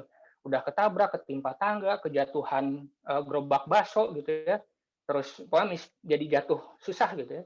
Ya kalian nangis mungkin nontonnya gitu. Karena orang gitu. Kalian akan tahu bahwa itu orang gitu. Sama kayak kita yang nonton. Tapi begitu bicara animasi, jelas-jelas yang kalian tonton di situ itu sebenarnya objek yang nggak nyata, digital gitu ya. Kayak si Paul ini karakter yang dibikin salah satu mahasiswa ya. Ini tuh nggak nyata gitu. Tapi bagaimana broken heart-nya dia di film ini, Prelude ini gitu ya. Pada saat sunset gitu, itu bikin orang minimal matanya panas. Minimal matanya panas. Ya kecuali kalau kalian cukup berhati baja, mungkin gue nggak akan nangis gitu ya, nggak apa-apa lah gitu. Tapi kalau udah nonton terus ngerasa mata panas gitu, ya itu berarti kalian udah larut dalam ceritanya. Kalian percaya bahwa yang dirasakan oleh si Paul terasa juga oleh kalian. Nah itulah animasi gitu ya, dimana akhirnya percaya sama yang tadinya nggak bergerak atau nggak hidup gitu ya, tapi jadi seakan-akan itu hidup. Gitu ya teman-teman ya. Oke, kalau gitu, seperti apa sih kebutuhannya kalau saya harus jadi animasi? Nah, di Indonesia, Departemen Perindustrian itu membuat standar kerangka kualifikasi nasional Indonesia. Kerangka kualifikasi nasional Indonesia ini sifatnya lebih ke teman-teman, lebih ke level gitu, urutan gitu ya. Jadi kalau sekarang kalian ada di SMA atau SMK, kalian ada di nomor 2 nih levelnya nih, lihat di sini ya. Nah, kalau bicara nomor 2, berarti profesi kalian sebenarnya banyak di operator. Kasarnya, tapi sebenarnya tidak ada pekerjaan yang tidak baik, nggak ada pekerjaan yang akhirnya buruk gitu ya. Tapi konteksnya kalau kalian ada di level SMA, SMK, operator itu adalah konteksnya, ya udah kalian terima beres, proses kreatif kalian mungkin tidak terlalu banyak, kalian kerjain gitu. Operator tuh kayak gitu. Tapi kalau kalian kuliah, kan 4 tahun ya kuliah ya, bisa S1 kalau jalur akademik, kalau di hal ini Politeknik Multimedia Nusantara berarti di D4 gitu ya, sarjana terapan, sama-sama sarjana gitu, S1 sarjana, D4 sarjana, tapi di sini terapan. Kalau di S1 lebih banyak teorinya, jadi kalian tetap harus mengolah otak yang teori, bikin paper, nulis gitu ya. Di D4 ya prakteknya nih, bikin gambar, bikin model 3D, bikin filmnya gitu ya, itu di terapan di D4. Nah, begitu kalian lulus, berarti kalian ada di level 6. Nomor 6 ini. Berarti kalian udah bisa dibilang sebagai seorang teknisi atau ahli gitu ya. Walaupun bukan ahli banget gitu ya, belum spesialisasi gitu ya. Nah, berarti kalian sudah punya modal untuk masuk ke industri animasi. Kalau di Indonesia, kayak gimana sih industri animasi? Kayak gini ya teman-teman. Nih. Jadi kalau bicara KKN di animasi di Indonesia, sebenarnya kita mengacu juga ke bukan KKN ini, tapi lebih ke urutan yang ada di luar negeri. Di luar negeri itu kayak gimana sih urutan kerja di animasi gitu. Nah, Indonesia juga mengacu kepada hal itu. Kang Irfan, saya juga kebetulan terlibat sama Ainaki, sama Departemen Komunikasi Kominfo, sama Departemen Perindustrian, itu nyusun ini sebenarnya, nyusun KKN ini. Jadi minimal lulusan-lulusan sekolah itu udah nyampe ke level mana sih gitu. Minimal banget yang kita kejar adalah di nomor 5.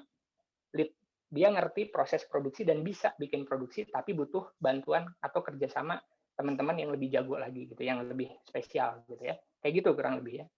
Nah, kalau di Indonesia KKN animasi kebagi 5 teman-teman. Ada yang arahnya full ke visual, artistik, kreatif, ada yang ke arah manajemen, strategis, entrepreneur.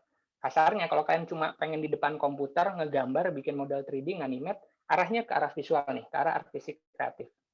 Ya, tapi kalau kalian pengen bikin studio, pengen jadi bisnismen, punya Ferrari gitu, punya perusahaan studio isinya 2.000 orang yang tadi gitu ya, itu berarti ke arah strategis entrepreneur kayak gitu ya. Nah di sini level-levelnya ada tuh, mulai dari visual, motion, editorial, technical, manajerial. Kenapa dibagi? Karena biar memperlihatkan proses animasinya lebih jelas. Visual berhubungan sama apa yang kalian lihat. Kalian lihat itu keren, yaitu berhubungan sama orang-orang yang visual. Motion berhubungan sama gerakan. Kalau gerakannya halus, akan kayak beneran gitu ya, nyata. Nah itu orang-orang motion. Editorial tadi compositing, menggabungkan gambar. Rasanya kalau kalian nonton sinetron, maaf gitu ya, bukan menjelek-jelekan sinetron gitu, tapi tiba-tiba pas nonton sinetron, naganya kelihatan tuh nggak nyambung gitu ya, naganya kayak di mana gitu. Ya itu editorialnya kurang jago gitu ya. Sebenarnya bisa tuh dihapus dikit, digimanain lah, pokoknya seakan-akan gambarnya jadi satu gitu. Nah itu editorial gitu ya. Tukang ngebohongnya tuh lebih banyak di editorial sih, ngegabungin gambar-gambar yang ada seakan-akan beneran gitu. Padahal enggak. Ya editorial sering ibadah lah, karena kalian suka ngebohong gitu ya dengan film kalian, tapi nanti kalian dimaafkan lagi kalau udah pengakuan dosa gitu, atau minta ampun gitu ya. Baru technical gitu ya. Technical ini akan bicara sama proses produksi yang teknis. Misalnya kalian suka IT nih, ngulik komputer, ngulik hardware, software gitu ya, bikin plugin. Tahu ya plugin ya? Kalau kalian bikin Photoshop terus bikin brush aja. Kan brushnya kalau standar Photoshop biasa banget gitu ya, tapi kalau pakai plugin jadi bagus gitu. Nah, itu orang-orang teknikal, termasuk yang setup server dan sebagainya. Gitu ya. Baru masuk ke manajerial. Manajerial itu yang senang ngatur gitu. Tapi bukan senang ngatur ngemarah-marahin ya. Pokoknya ada tim, yuk kita kerja bareng-bareng bikin animasi. Nah, itu ada yang ngatur gitu ya. Bikin jadwal, membagi budget, biaya dan sebagainya. Itu manajerial. Nah, oke. Sebenarnya ini bicara terkait dengan proses animasi dan juga KKN-nya. Terus tadi kebetulan sebelum saya presentasi sempat lihat tuh bagaimana hubungannya sama prinsip animasi. Nah, untuk bisa berada di ini semua, sebenarnya kalian harus paham prinsip animasi. Bahwa kalian jadi animator belum tentu. Kalian belum tentu jadi seorang yang ngegerakin gitu ya. Tapi mungkin kalian harus bikin modelnya apa dan sebagainya. Cuma kalian harus berpikir pada saat model itu dibikin, si teman yang bakal animator bisa nggak ngegerakinnya. Paham ya maksudnya ya? Jadi prinsip animasi ini harus ada di kepala kalian. Kalau saya bikin modelnya tangannya kependekan, kira-kira bisa nggak dia nanti nekuk? Kayak gitu kira-kira ya. Jadi prinsip animasi ini tetap harus diketahui. Karena secara umum, ke-12 prinsip animasi ini adalah kunci dalam membuat gerak animasi ya. Itu berdasarkan teorinya Disney sebenarnya. Tapi kalau kalian nanti udah masuk ke atau belajar gitu ya, sebenarnya nggak 12-12-nya banget sih. Intinya adalah keseluruhan gerakan itu seakan-akan nyata, seakan-akan beneran gitu ya. Waktu kalian aplikasikan, bola gini doang gitu ya, kelihatan bergerak gitu. Bola doang kelihatan, iya keren ya gerakannya, mantul-mantul gitu ya. Oh bolanya bisa lari karena ada kakinya gitu. Oh gambarnya ada tulang-tulangnya jadi kakinya kelihatan bergerak, tangannya bergerak dan sebagainya. Kelihatan nggak kaku gitu. Kalau kaku kan tok-tak gitu ya, potong-potong. Tapi kalau udah halus tuh ada gerakan-gerakan yang mempermanis gerakan tersebut. Kurang lebih kayak gini lah kalau misalnya kenapa sih bicaranya animasi itu harus terlihat manis gitu ya. Blocking itu bicaranya cuma 1, 2, atau 3 gambar gitu. Tapi begitu in between, mungkin bicaranya 60 gambar. Begitu bicara spline, bisa jadi 100 gambar. Begitu final, bisa jadi 120 gambar. Kebayang ya? Jadinya semakin halus gitu, gerakan itu semakin halus. Karena mata kita menangkap itu kan 24 gambar per detik gitu ya. Nah, biasanya kalau kayak Pixar kayak gitu tuh bisa jadi di atas 32 gambar per detik. Jadi halus banget gitu. Walaupun sebenarnya percuma juga sih dibikin sebanyak itu, mata kita tetap nangkapnya 24 gambar per detik gitu. Ya. Tapi paling tidak dengan dibikin halus jadi keren gitu ya. Jadi kita bisa tahu bahwa oke, gerakannya menarik gitu. Nah, tadi saya bicara di awal tentang bentuk animasi gitu ya. Ada 2 dimensi, 3 dimensi, stop motion. Kayak gimana sih bentuk-bentuknya gitu? 2D animation, 2 dimensi, itu paling gampang adalah digambar satu persatu oleh tangan, manual. Mau tradisional caranya pakai kertas, pakai sel, atau digital, pakai tablet gitu ya, kayak yang di sebelah itu. Tapi kalau bicara 3D animation, berarti kita pakai aplikasi 3 dimensi, kayak bikin patung di dalam komputer gitu ya. Nah, kalau di stop motion, kita beneran bikin patung, bikin boneka, baru kita gerakin satu-satu. Kita lihat ininya ya, penjelasannya. Nah, ini kalau klasik banget zaman Disney, Aladdin yang aslinya, Lion King gitu ya, itu istilahnya dibikin di cell gitu ya, cell animation. Jadi dibikin di kertas, digambar plastik satu persatu atau kaca, terus dibikin tuh. Kalau tadi saya bilang ada 60 gambar, 120 gambar, ya itu yang dibikin. 120 gambar yang difoto satu-satu sehingga jadi kayak gerakan disusun gitu ya. Nah, tapi kalau bicaranya digital, sebenarnya sama, cuma udah nggak perlu bikin kertas, plastik atau kaca lagi. Semuanya di komputer, dibikin satu-satu sehingga kayak gerakan gitu ya. Nah, animasi 2 dimensi kurang lebih kayak gini nih. Ini bicara ngetes animatik ya. Oh, gerakannya udah enak apa belum ya gitu. Nah, ini baru key frame namanya. Istilahnya ini key frame ya, key gitu ya. Gerakan pertama dia lagi jalan, gerakan kedua dia membungkuk, gerakan ketiga dia menulis gitu. Ini biar gerakannya enak kayak gimana? Karena kalau ini gambar dimainkan bersamaan, loncat, jalan, bungkuk, nulis gitu ya. Nah, kita harus bikin in between. In between inilah yang membuat si gambar, si karakter seakan-akan bergerak gitu ya. Dan ini contohnya. Ini animatik ya. Contoh animatik tuh kadang seperti ini. Dia harus nari sambil nyanyi. Kira-kira gerakan dia waktu menghayati nyanyi dan narinya kayak gimana sih gitu ya. Waktu Rapunzel nyanyi itu kayak gimana gitu ya. Ini harus kalian kuasai sih sebenarnya. Disinilah kita tahu bahwa pada saat dibikin gerakan, oh gerakannya udah beneran nih, udah kelihatan nyata gitu ya. Baru kita lanjut dengan produksi gitu ya. Kita lanjut ya teman-teman. Lalu animasi 3 dimensi ini yang paling populer sekarang. Kenapa? Karena teknologi udah maju banget gitu. Ya, perangkat lunak 3 dimensi gitu kayak Autodesk, Blender gitu ya. Terus banyak banget Houdini gitu ya. Terus Fusion atau Nuke gitu ya. Itu akan ngebantu Cinema 4D gitu. Itu akan ngebantu banget bagaimana kalian membuat objek-objek 3 dimensi terus dianimasikan gitu ya. Dibikin dulu bentuknya, patungnya, sculptingnya, kemudian dikasih tulang, kemudian digerakkan gitu ya. Ya, proses ngegerakinnya satu-satu juga sama gitu. Nah, disinilah orang teknis dibutuhkan. Tadi kan saya bilang ada kemampuan IT ya, technical gitu. Kan capek ya ngegerakin mulut buat ngomong doang gitu ya, kayak gitu gitu. Nah, orang teknis itu akan membantu bikin program untuk membantu si animator misalnya pas ngomong A, I, U, E, O gitu ya. Maka gerak mulutnya itu sesuai dengan itu. A, I, U, E, O gitu ya. Nah, waktu dia harus ngomong sesuai dengan kalimat yang ada di dialognya, ya udah si animator ngikutin itu aja. Selesai gitu ya. Nah, atau bicara dengan penulangan ya, bikin tulang gitu ya. Gimana sih digerakin gitu. Istilahnya rigging gitu ya. Nah, orang teknis juga bicara itu. Model 3D-nya udah ada nih kayak gini, kayak yang di render geometri itu gitu. Nah, tapi kan harus digerakin ya, entah itu buat game, entah itu buat film gitu. Nah, orang teknis itu bikin control rig-nya itu. Gimana pas si karakter itu berjalan, ngangkat senjata gitu ya, atau ketembak terus jatuh gitu, itu gerakannya kayak gimana sih gitu. Nah, control rig itulah yang akan membantu animator untuk menggerakkan ya. Atau kalau bicara modeling, modeler gitu ya, bicara ada orang yang bikin konsep artis gitu ya. Nah, ini kalau kalian nggak bisa ngegambar, kalian bisa jadi animator kayak tadi di sini ya. Atau kalian bisa jadi modeler 3 dimensi.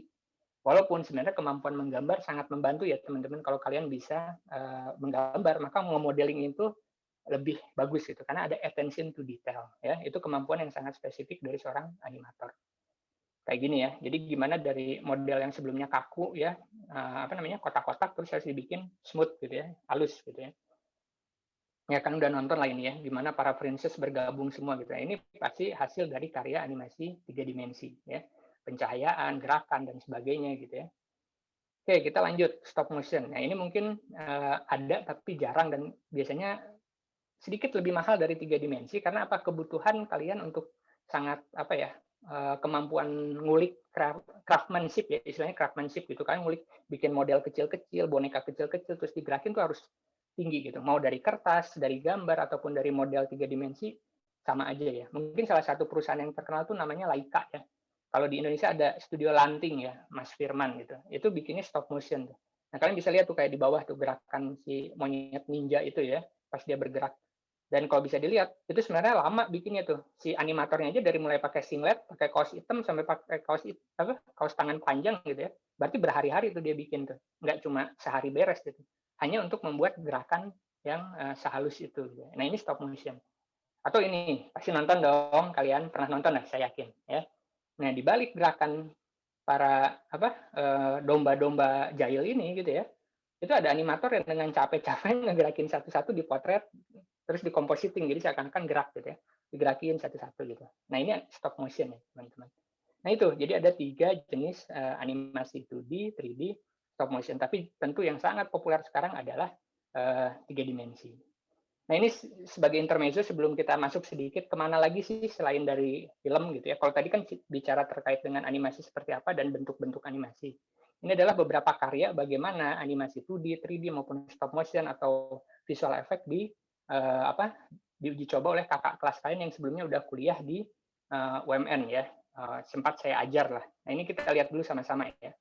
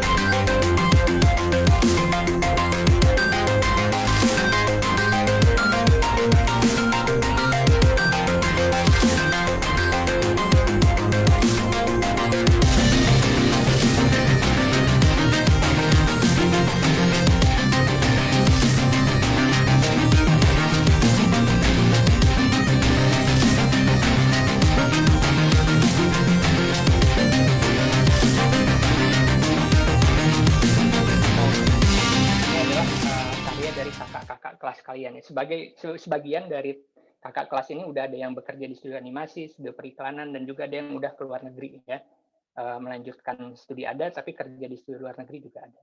Dan pada saat pandemi gini biasanya mereka justru sebenarnya nggak benar-benar ke luar negeri, mereka tetap kerja di rumahnya tapi dapat proyek dari luar negeri.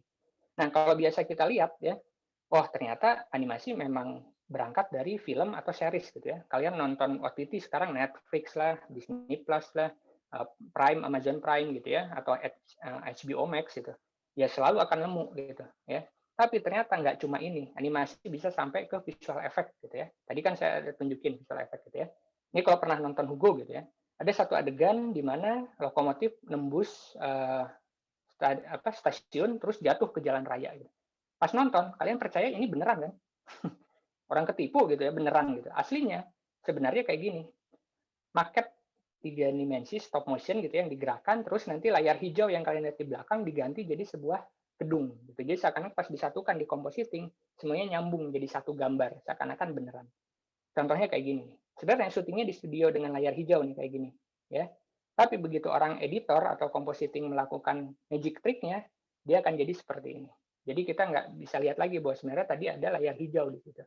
Nah inilah kemampuan animasi kepake di visual effect. Kemudian juga kalau kalian nonton Alice gitu ya, atau The Hobbit sama tuh. Syutingnya sebenarnya di layar hijau kayak gitu tuh. Tapi kalian lihat gambar yang di bawah tuh. Yang kalian tonton kan yang kayak gitu. Percaya lagi ya, padahal sebenarnya aslinya kayak gitu tuh yang di atas gitu ya. Tapi kalian percaya sama apa gambar yang di bawah gitu. Bahkan kenapa sih ada lampu-lampu di atas itu gitu ya? Untuk mengatur pencahayaan seakan-akan memang dari langitnya ada cahaya yang turun ke bawah gitu. Jadi pantulannya tetap realistis gitu ya. Mas Cahya, Nah, selain buat film atau visual effect, juga video game. Yakin deh, pasti kalian ada yang main salah satu dari game ini ya. Jadi hal ini jadi sangat penting gitu ya. Kemampuan animasi bisa kepake di game juga. Kemudian motion infographic ya. Kemudian juga augmented reality, AR ya. Kemudian motion capture. Nah, ini juga proses animasi yang sekarang sangat populer gitu ya. Motion capture. Jadi bikin gerakan dari menangkap gerakan dengan sensor di badan gitu ya. Contohnya kayak gini nih, kalau kalian nonton Planet of the Apes gitu ya. Sebenarnya ada aktornya di balik itu gitu. Pada saat diaplikasikan ke 3 dimensi ya, yang kalian tonton ya si monyetnya, si gorilanya. Kalian nggak tahu bahwa di balik itu ada orang. Atau ini, ya ini lagi bentar lagi rilis ya film yang ketiganya gitu ya, Godzilla lawan Kong gitu. Nah, ada aktor motion capture-nya di baliknya gitu. Sehingga pada saat bikin gerakan ya objek 3D-nya sebenarnya digerakkan berdasarkan gerakan aktor. Dan banyak lagi sampai ke virtual reality ya. Di virtual reality kalian bisa lihat gerakan yang ada dengan alatnya gitu ya. Termasuk juga belajar kedokteran gitu ya, atau membedah gitu. Jadi nggak perlu ngebedah mayat lagi gitu, tapi lihat dengan objek 3 dimensional. Nah, kurang lebih seperti itu ya. Sebagai penutup saya akan tunjukkan sedikit gambaran gimana sih kerja di studio animasi gitu ya. Nah, ini adalah kurang lebih menggabungkan teman-teman kakak kelas kalian yang juga Makers pada saat mereka bekerja sehari-hari. Jadi modeler, artis, atau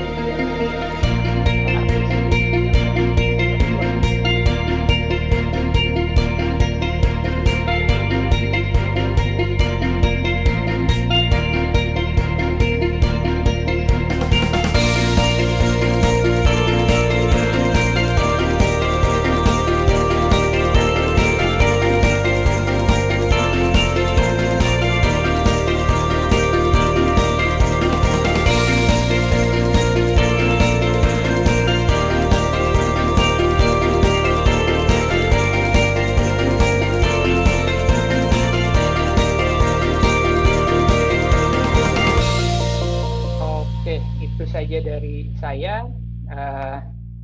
Terima kasih banyak. Semoga kita nextnya bisa berkarya dan membuat animasi yang lebih banyak lagi.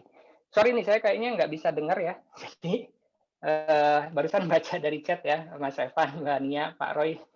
Ini saya coba restart dulu mikrofonnya. Kalau ada pertanyaan mungkin langsung ke Mas Irfan dulu. Terima kasih. Baik, terima kasih banyak Mas Cahya untuk sharingnya. Oke, teman-teman semua, kita sudah mendapatkan beberapa cukup banyak pertanyaan ya dari teman-teman. Ini sudah ada beberapa pertanyaan. Yang pertama untuk Mas Irfan, ada yang bertanya, Mas Irfan, untuk penghasilan yang didapat dari profesi ini berapa gitu? Apakah per menit atau per proyek untuk gaji? Seperti itu, Mas Irfan. Yang pertama, lalu yang pertanyaan kedua untuk Mas Irfan juga tentang tantangan apa saja yang dihadapi dalam dunia animasi ini, serta bagaimana cara mengatasi tantangan itu. Itu dulu mungkin Mas Irfan bisa langsung dijawab. Baik ya, terima kasih ya yang udah bertanya. Nih, to the point nih, kayaknya udah siap langsung masuk industri nih. Terus terang ya, yang pasti ada jenjang. Di animasi itu ada jenjang. Ya. Ada yang namanya junior ya. Pertama kali masuk mungkin ya nggak jauh-jauh dari UMR lah pasti. Tapi ketika teman-teman udah menunjukkan skillnya, apalagi sudah melewati 1 tahun, 2 tahun, wah itu pertambahannya cepat banget. Saya punya murid ya yang dulu dari SMK tuh sekarang udah mungkin udah 6 tahun apa 7 tahun gitu ya berkarir di animasi, itu udah 2 digit. Bayangin udah 2 digit gitu. Keren gitu, dia nggak perlu titel yang panjang ya seperti saya gitu. Bisa gitu dengan pengalaman yang dia punya. Yang pasti teman-teman atau murid-murid saya yang saya temuin royal banget dah hidupnya gitu, masih single gitu. Aduh, ampun gitu.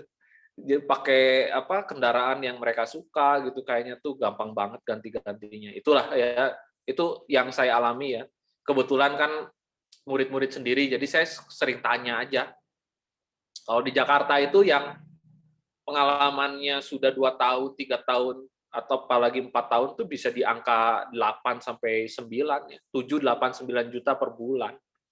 Gitu. Nah, enaknya di animasi ini kan mereka tuh paling menghindari tetap ya, aneh. Jadi kontrak terus, kenapa? Biar bisa nego gaji terus gitu. Kayak gitu. Jadi saya pengen naik gaji, saya coba ke studio yang lain. Ya dia dihargai agak tinggi di tempat lain. Kalau pertanyaan terakhir tadi tantangan. Tantangan, ya Mas Irfan.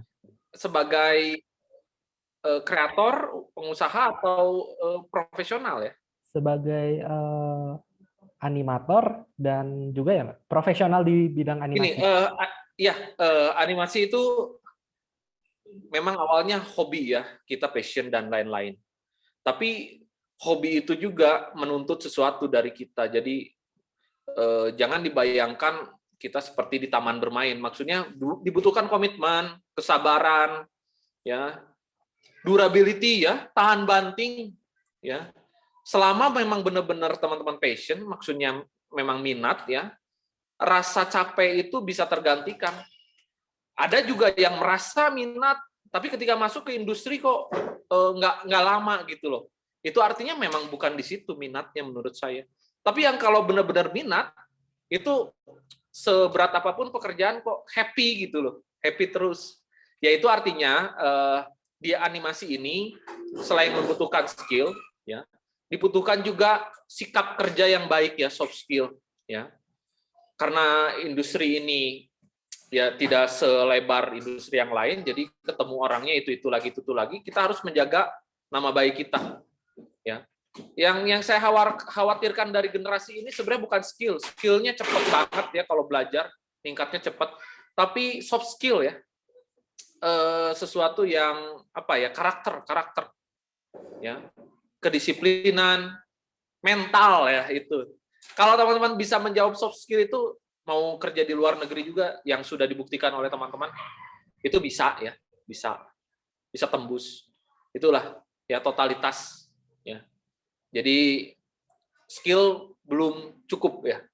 Maksudnya kurang, ya. Kalau teman-teman mengandalkan skill, ada yang kurang, ya, soft skill juga. Itu yang penting bisa membalancing itu aja sebenarnya.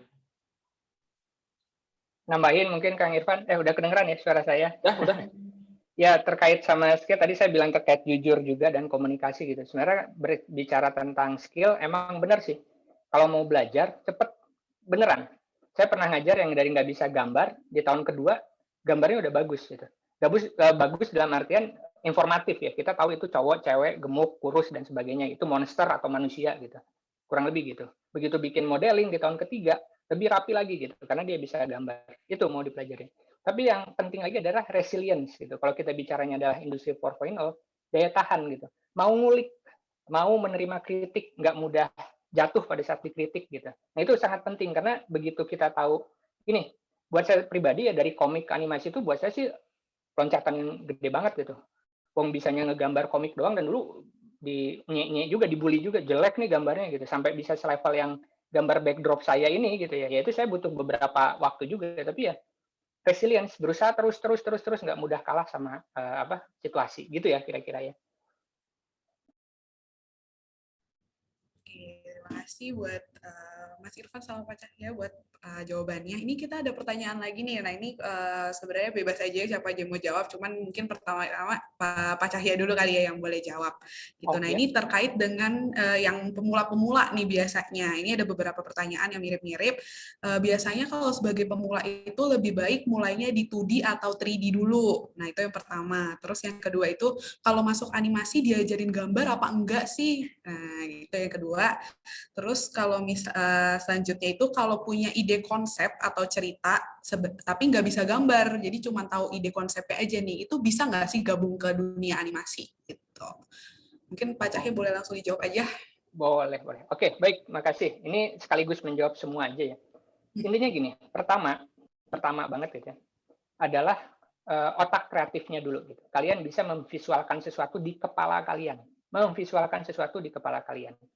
Kalau itu sudah jelas dan tahu prosesnya, oke, kalau saya harus bikin karakter kayak gini, environment kayak gini, cerita kayak gini, itu gimana di kepala kalian bergerak gitu ya, terbayang gitu. Itu dulu modal pertama. Makanya bicara critical thinking atau creative thinking itu ya kayak gitu, kebayang dulu di kepala. Baru turun ke skill, tangan. Kalau kalian bisa menggambar, maka lebih baik. Karena kenapa? Apa yang ada di kepala, kalian bisa komunikasikan.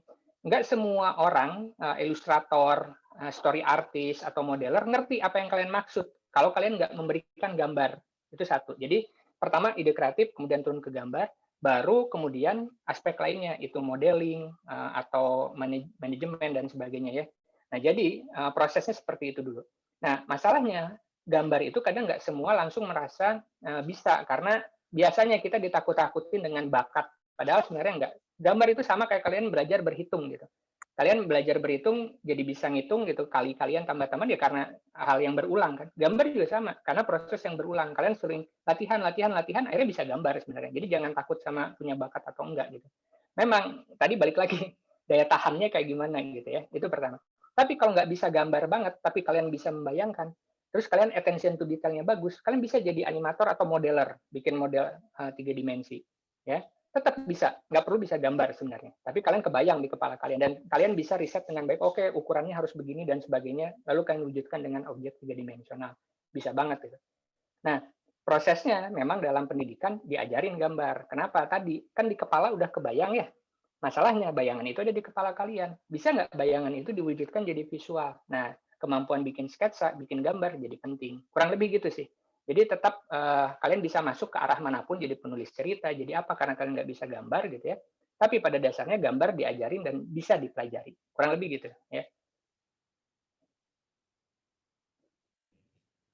Iya, berarti sebenarnya nggak mesti bisa gambar ya Pak ya. Jadi yang Nggak penting secara punya langsung. daya imajinasi gitu ya. Betul, betul.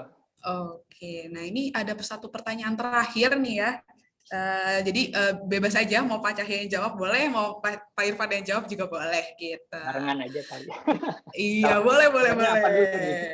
Tapi pertanyaannya apa dulu? Nah ini, nah di sini pertanyaannya itu, jika kita membuat animasi stop motion, apakah kita harus menyiapkan beberapa model untuk ekspresi yang berbeda, atau ada aplikasi tertentu yang dapat membuat ekspresi model stop motion berubah? Nah itu mungkin ini teknis banget ya. Nah bebas mau Pak Cahya yang jawab atau Pak Irfan yang jawab. Oke, Kang Irfan, gimana? Saya dulu kali ya. Oke, kalau stop motion sebenarnya kemampuan teknis banget ya. Tapi prosesnya ada satu, pemahaman kalian terkait dengan bikin model, tadi boneka itu jadi penting. Tapi apakah ada aplikasi tertentu? Sebenarnya nggak ada. Aplikasi 3 dimensional, oke, bisa dipakai. Tapi setelahnya outputnya apa? 3D printing ya teman-teman. Jadi kalian tetap mendesain ekspresinya di aplikasi 3 dimensi.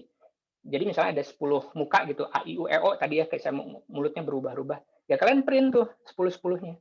Pada saat kalian bikin stop motion, muka-mukanya itu diganti seakan-akan jadi si model stop motionnya ngomong gitu. Kurang lebih gitu ya. Jadi itulah, gunakan teknologi untuk membantu kerja kalian. Kecuali memang kalian sangat-sangat fasih dengan teknik tradisional, bikin model beneran pakai clay gitu ya, rapi gitu, diganti satu-satu, nggak masalah. Tapi teknologi ada kok, kalian bisa 3 dimensi gitu ya, 3D gitu ya. Ya udah, bikin model 3D, pakai 3D printing, dialusin, dicat, jadi deh. Gampang. Ya itu, bicara kreativitas tuh di situ, kebayang dulu mau bikin apa, terus ada caranya ya, kalian bisa bicara itu. Gitu sih jawabannya. Kang Irfan mungkin mau nambahin? Ya, animasi ini berbicara dengan animasi yang prosesnya lumayan panjang, jadi tahap yang paling penting ada preparation, persiapan. Jadi bicara animasi bukan berarti teman-teman spontanitas bikin ya, jangan ya, berat ya. Jadi kalau ada preparation, teman-teman tahu persis ya apa yang harus dilakukan. Apakah ini harus bikin duplikatnya yang banyak? Apakah ini hanya ngebanding-banding aja? Nah itu tergantung preparasi kita, rencana kita. Tapi semua cara halal ya, semua cara boleh. Yang penting outputnya bagus ya. Silahkan. Nah, itu. Semua cara boleh, yang penting outputnya bagus. Itu dia. Dan itu butuh resilience tadi ya. Iya. Silahkan. Oke. Ada lagi Mbak Nia mungkin? Pertanyaannya itu aja. Paling nanti buat teman-teman yang belum sempat terjawab pertanyaannya, nanti bisa langsung ditanyain ke grup WhatsApp. Karena nanti Evan, Pak Cahya sama Pak Irfan akan di-invite ya, Evan ya, untuk gabung ke grup WhatsApp bareng-bareng, jadi yang lainnya bisa tanya nih yang masih penasaran dan belum terjawab gitu ya. Nah, sebagai penutup mungkin Pak Cahya dan Pak Irfan ada closing statement, mungkin entah pesan-pesan buat teman-teman yang mau mulai kuliah animasi atau yang mau baru belajar gitu mungkin. Silakan Pak Cahya atau Pak Irfan dulu. Kang Irfan, monggo. Ya, Payun. Buat teman-teman ya, saya pikir dari pertanyaan-pertanyaan tergambar ya kondisi ya bahwa ilmu ini sangat terbuka ya, terutama animasi ini. Ada yang bisa gambar, ada yang nggak bisa gambar, ada semua di animasi. Cuman kan alangkah baiknya kalau kita bisa gambar. Itulah fungsinya kuliah ya. Mungkin teman-teman belum menemukan metodenya. Sebenarnya ada cara seperti belajar matematik aja ya. Dan bikin gambar juga nggak usah bikin gambar seperti dewa gitu. Yang penting prinsip-prinsipnya dapat ya, itu untuk kebutuhan khusus gitu. Mungkin profesi teman-teman animator 3D ya yang banyak ke teknis. Jadi nggak perlu ada yang mesti ditakuti ya. Justru semuanya itu senang bisa dilahap ya, karena memungkinkan, kesempatannya sangat terbuka. Silahkan gitu. Jika dulu ya angkatan saya, angkatan di atas saya sulit sekali belajar ya, sarana terbatas, tools-nya terbatas. Saat ini merdeka banget lah ya. Tinggal action aja ya. Sarana pendukung sangat-sangat mumpuni ya. Ya, yang penting tahu persis apa yang kalian pengen ya. Ya, mungkin melengkapi dari Kang Irfan tadi benar ya. Tahu persis apa yang kalian inginkan. Nah, itu yang sebenarnya sangat penting. Jadi pada saat kalian berpikir kreatif, kalian tahu arahnya kemana dan akhirnya jadi apa gitu. Mau jadi game, jadi film, jadi apapun itu kembali ke kalian. Nah, karena kita bicara animasi itu sebenarnya lingkup gedenya adalah seni dan desain, dan lingkup gedenya lagi adalah bisnis kreatif industri. Udah pasti industri ini akan sangat butuh talent-talent yang mentalnya kuat gitu ya, mau belajar, mau ngulik gitu, teknologi dan sebagainya gitu. Tadi kan saya udah liatin ada banyak spesialisasi yang bisa diambil dari tiap tahap produksi gitu. Itu udah banyak banget gitu ya. Udah tinggal kalian lihat aja mau kemana gitu. Karena kalaupun tidak di dunia animasinya gitu ya, kalian masih tetap bisa ada di dunia agensi, dunia marketing, bahkan di perbankan ada ya. Hati-hati ya kalau pikir animasi bisa nggak di perbankan, bisa. Buat nunjukin cara ngambil di ATM gitu. Bahkan ATM juga beberapa udah dikasih motion graphic bagaimana proses ngambil uang, ganti PIN kartu dan sebagainya gitu. Jadi intinya sih bisa kemanapun gitu.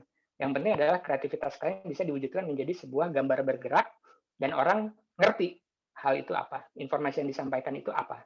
Kurang lebih gitu ya. Sisanya tetap semangat, tetap memupuk semangat, berpikir positif, mau latihan, mau belajar, udah deh. Insya Allah semuanya sukses kok. Itu aja dari saya mungkin.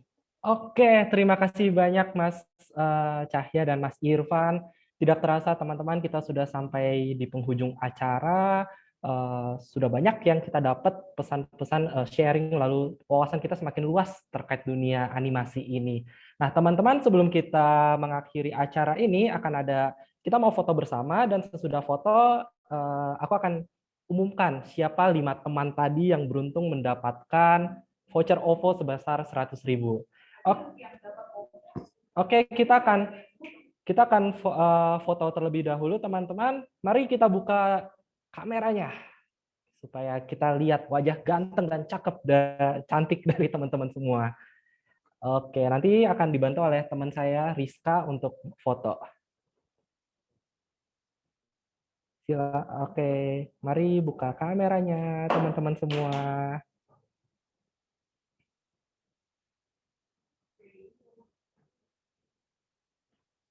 Oke, Rizka, apakah sudah? Iya, teman-teman mulai dibuka kameranya semua. Udah.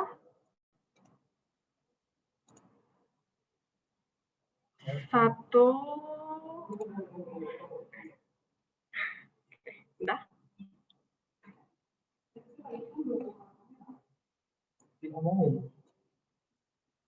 Pak Irfan, kameranya boleh dibuka. Iya. Oke deh. Oke, bentar. 1, 2, 3. Oke, bentar ya teman-teman.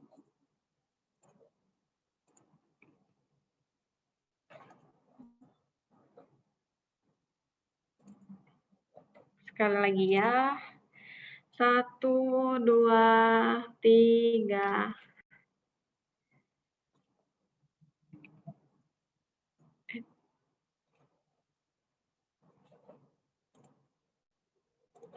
Udah. Oke, terima kasih Rizka untuk dokumentasi dan foto bersamanya. Teman-teman, seperti tadi yang sudah diinfokan oleh Nia, jika ada pertanyaan lebih lanjut atau kita mau diskusi lebih jauh, bisa langsung di grup WhatsApp yang sudah saya buat. Teman-teman bisa ngobrol di situ bebas, kita ngobrol bersama, lebih kenal satu sama lain juga boleh. Tentu saja untuk membahas dunia animasi dengan lebih lagi.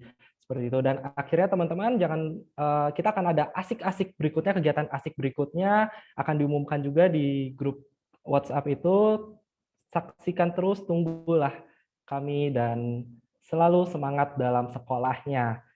Oke, Nia, kita sudah selesai sampai akhir acara ya. Iya, bener banget nih, Van. Ya, buat teman-teman jangan lupa isi link evaluasinya ya, teman-teman. Linknya ada di WhatsApp, di grup WhatsApp. Nah, itu bisa jangan lupa diisi. Oke, dan teman-teman juga boleh untuk follow Instagram Vokasi Multimedia Nusantara di Politeknik Multimedia Nusantara. Nanti akan kita ketik juga di chat WA seperti itu. Oke Nia, kita sudah selesai hari ini. Thank you semua teman-teman. See you next time. Hai semua, sehat selalu. Halo. Terima kasih.